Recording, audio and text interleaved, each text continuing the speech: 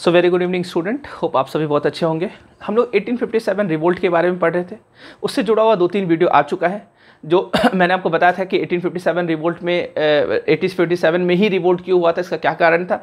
तो कारण का वीडियो भी आ चुका है, जो नहीं देखेंगे उसको देख लीजिएगा तो आप कनेक्ट कर पाइएगा। दूसरा मैंने ये भी बताया था कि कौन कहाँ से विद्रोह का नेतृत्व कर रहे थे, उनसे जुड़ा हुआ तमाम कहानी के बारे में हम लोग है ना पढ़े थे। मैंने आपको बताया था कि मैं एक चार्ट बना दूंगा जो मैं आपको बता दूंगा किस जगह से कौन विद्रोह को संभाल रहे थे और कौन ब्रिटिश सप्रेसर था जो विद्रोह का दमन किया था। तो ये नाम आपको याद रखना है, तो मैंने चार्ट बना दिया है। ये बहुत इंपॉर्टेंट चार्ट होगा, यहाँ से हर एग्जाम में 1 क्वेश्चन 2 क्वेश्चन देखने को मिलता ही मिलता है, तो ये बहुत ज़्यादा इंपॉर्टेंट है आपके लिए। तो इसका स्क्रीनशॉट आप ले लीजिएगा, मैं हट जाता हूँ या फिर इसको आप क्या कीजिएगा, लिख लीजिएगा, ठीक है। तो ये बहुत इंपॉर्टेंट। अब मैं आपको बता देता हूँ कि इसमें है क्या, मैंने क्या क्या लिखा है। तो आप देखिए यहाँ पे केंद्र मतलब प्लेस, मैंने लिखा है कि कौन कौन सा प्लेस, इंपॉर्टेंट प्लेस का यहाँ पे नाम लिखा हुआ है। नेतृत्व करता मतलब लीडरशिप, कौन लीडरशिप प्रदान कर रहे थे, इंडियंस की तरफ से कौन इस विद्रोह कर रहे थे, ठीक है, कौन सा जगह पे। और दमन करता मतलब ब्रिटिश सप्रेसर कौन था, कौन इस विद्रोह को दबाया था, उस अंग्रेज का नाम आपको याद रखना। तो खैर चलिए, तो यहाँ पे हम एक बार जल्दी से देख लेते हैं। तो जैसे दिल्ली, आपको पता है दिल्ली में बहादुर शाह जफर है ना, जो मुगल के अंतिम बादशाह थे, जिसको बहादुर शाह द्वितीय भी हम लोग बोलते हैं, बहादुर शाह सेकंड है ना। तो बहादुर शाह जफर एंड बख्त खान ही मेन यहाँ पे क्या कर रहे थे, लीड कर रहे थे। आपको पता है, मैंने कहानी आपको बताया है डिटेल में। और यहाँ पे जो अंग्रेज अधिकारी था वो निकोलसन और हडसन याद रखिएगा। लखनऊ आपको पता है बेगम हजरत महल है ना, वहाँ की बेगम थी, अवध की बेगम हजरत महल और हेनरी लॉरेंस एंड कैम्पबेल, ये नाम याद रखिएगा। कानपुर नाना साहेब एंड तात्या टोपे, और यहाँ पे भी कैम्पबेल।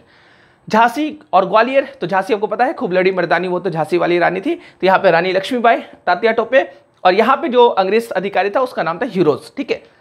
इलाहाबाद बनारस, इलाहाबाद से खास करके बहुत सवाल पूछता है, तो लियाकत अली खान याद रखना, बहुत पूछता है। इलाहाबाद बनारस लियाकत अली खान, यहाँ पे भी कर्नल नील। बरेली वही जहाँ पे झुमका गिरा था, तो बरेली का खान बहादुर खान, और यहाँ पे ये कैम्पबेल है ना। फैजाबाद, मैंने आपको डिटेल में कहानी बताया था, फैजाबाद के एक वीर व्यक्ति मौलवी अहमदुल्ला है ना, मौलवी अहमदुल्ला, यहाँ पे भी कैम्पबेल। जगदीशपुर, यहाँ पे फिर एक वीर व्यक्ति का है ना गाथा बहुत बड़ा है, वीर कुंवर सिंह है ना, मैंने इनके बारे में भी डिटेल में आपको कहानी बताया था। वीर कुंवर सिंह, अमर सिंह उनके भाई, और यहाँ पे टेलर और आयर, तो याद रखिएगा ये इजी है, नाम याद रखना। जगदीशपुर का लास्ट में र होता है खत्म, कुंवर का भी र, टेलर का भी र, आयर का भी र, आर है ना, र, तो ऐसे आप याद रख सकते हैं। पटना में भी एक बड़े वीर व्यक्ति थे जो अंग्रेज के नाक में दम करके रखे थे, उनका नाम था पीर अली। अगर आप पटना में के रहने वाले होंगे या कभी पटना गए होंगे तो वहाँ पे एक पार्क है, पीर अली खान पार्क है ना, पीर अली के नाम पर एक पार्क है। दरअसल पीर अली जो थे ये अंग्रेज को काफ़ी परेशान किए थे 1857 रिवोल्ट में, पटना से लीड कर रहे थे एक तरह से है ना। अब यहाँ पे समझना, यहाँ पे अंग्रेज पता नहीं कर पा रहे थे कि यहाँ पे इस विद्रोह को कर कौन रहा है। दरअसल ये छिप के वार करना है ना, अंग्रेज अधिकारी का हत्या कर देना, इस तरह का तमाम काम किए थे। चर्च में जो पादरी लोग होते थे उन पे हमला करना, इस तरह का ये तमाम काम करते थे, वहाँ पे ऐसे किताब का काम ये करते थे। तो पीर अली फाइनली होता क्या है कि अंग्रेजों ने क्या किया, इनको पकड़कर फांसी दे दिया, और फांसी जहाँ पे दिया उसी जगह पर इनके लिए क्या किया गया, पार्क बनाया गया। तो जो पार्क अगर आप देखते हैं पटना में, वही जगह पर पीर अली को क्या किया गया था, फांसी पे लटकाया गया था, वहीं पे इनके नाम पर। इन्होंने, इनका स्टेटमेंट भी है कि तुम मुझे मारोगे, मेरे जैसा हजारों खड़े हो जाएंगे। तो बहुत वीर व्यक्ति थे। तो पीर अली नाम याद रखना पटना से। असम मनीराम दत्त है ना, असम से आप याद रखिएगा मनीराम दत्त। कोटा राजस्थान से जयदयाल का नाम कभी कोई पूछता, कोटा याद रखिएगा जयदयाल। सुल्तानपुर शहीद हसन, सुल्तानपुर का नाम याद रखिएगा शहीद हसन। हरियाणा से राव तुलाराम, तो राव तुलाराम। तो ये नाम, और इधर अंग्रेज के अधिकारी, अंग्रेज सप्रेसर का नाम आपको याद रखना। तो ये स्क्रीनशॉट आप ले लिए होंगे, इसको लिख लीजिएगा, इसको याद कर लीजिएगा, ये बहुत ज़्यादा इंपॉर्टेंट है। यहाँ से अगर वनडे एग्जाम आप देते हैं है ना, तो वहाँ से ऑब्जेक्टिव क्वेश्चन में यहाँ से क्वेश्चन बहुत बनता है। तो यहाँ तक क्लियर है। अब देखते हैं इस विद्रोह के पतन का क्या कारण था, क्या वजह था कि ये विद्रोह असफल रहा। तो असफल का कारण क्या क्या था, देखिए पहला असफल का कारण ये था कि कनेक्टिविटी नहीं था, कि एक दूसरे से कनेक्ट नहीं था। जैसे आप समझना, मैं आपको बता रहा हूँ, मैंने आपको बताया था कि 10 मई को मेरठ में ये विद्रोह शुरू हो गया था, लेकिन क्या आपको पता है कि सैनिक लोगों ने जो मीटिंग किया था, उन लोगों का मीटिंग में ये डिसाइड किया गया था कि हम लोग 31 मई को विद्रोह करेंगे और एक साथ हर जगह पे विद्रोह कर देंगे, जिससे अंग्रेज पूरा परेशान हो जाएगा। तो 31 मई डेट तय हुआ था। इस विद्रोह को अभी हम लोग पढ़ते हैं कि 10 मई से शुरू हुआ था, लेकिन डेट क्या था, 31 मई। तो कभी कभी बोलते हैं समय से पहले अगर आप कोई चीज़ कर देते हैं तो सफल नहीं हो पाता है। वही चीज़ यहाँ पे हुआ, कुछ लोग को रहा नहीं गया, सैनिक थे, है ना, तो उन लोगों को लगा कि नहीं अब बहुत हो गया, अब अंग्रेज पे हमला करने का समय आ गया, और 10 मई को मेरठ के सैनिक क्या कर दिए, हमला कर दिए।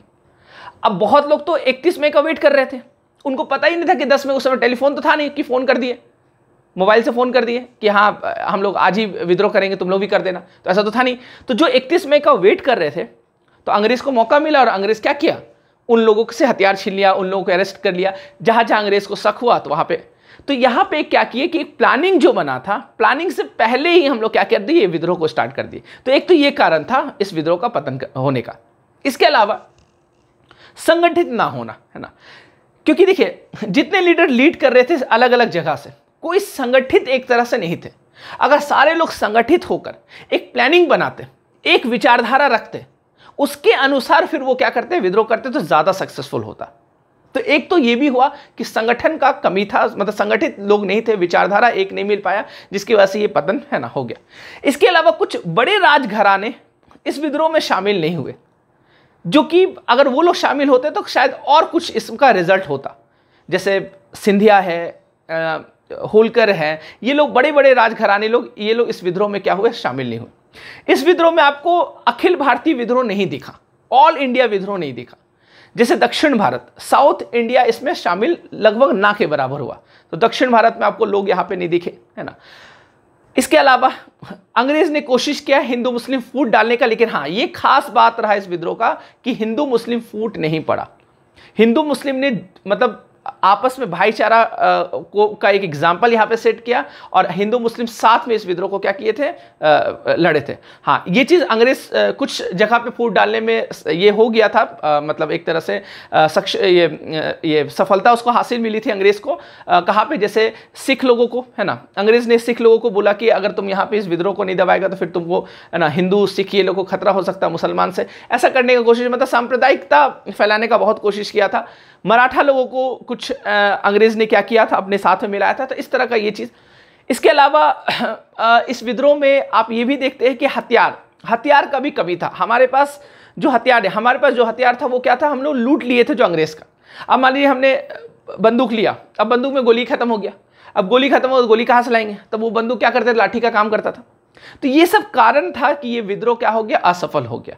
तो ये आपको समझ में आ गया होगा असफल होने का कारण। हाँ लेकिन ये मैंने आपको बताया था शुरू में भी कि ये विद्रोह ने एक तरह से नींव रख दिया था आगे का आंदोलन का। ये हमारा एक तरह से बड़ा व्यापक रूप से देखा जाए तो पहला आंदोलन था, और इतना भी अगर हम लोग किए तो बहुत बड़ा योगदान है इन तमाम वीरों का। तो इन सभी को मेरे तरफ से शत शत नमन। मेरे ख्याल से ये आपको समझ में आ गया होगा। कोई डाउट हो, कोई क्वेश्चन हो, ये चार्ट आप जरूर याद रखिएगा। मिलते हैं हम लोग नेक्स्ट क्लास में। Thank you.